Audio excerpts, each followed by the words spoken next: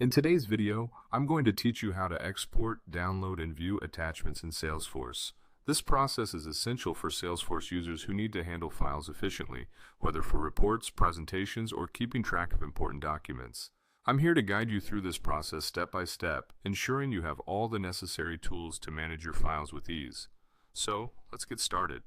First, you'll want to head over to Salesforce. Log in with your credentials, and you'll be greeted by the familiar Salesforce interface.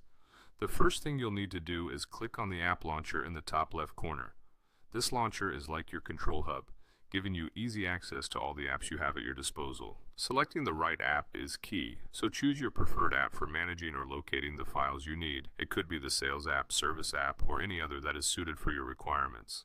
Once you're inside the app, the next step is to open a specific record. A record in Salesforce is essentially a collection of data or details about a particular item, such as a contact, account, opportunity, or any object relevant to your needs.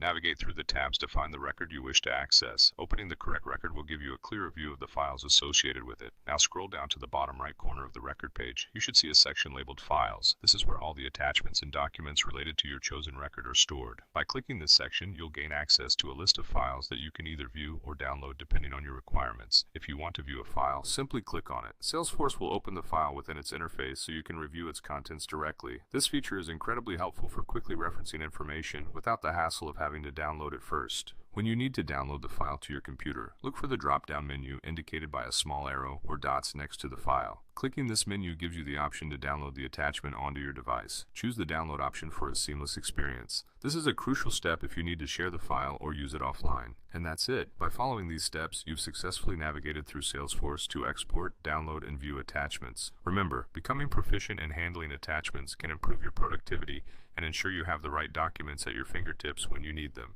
Thanks for watching, and I hope this guide has been helpful in enhancing your Salesforce experience. Until next time, happy file managing.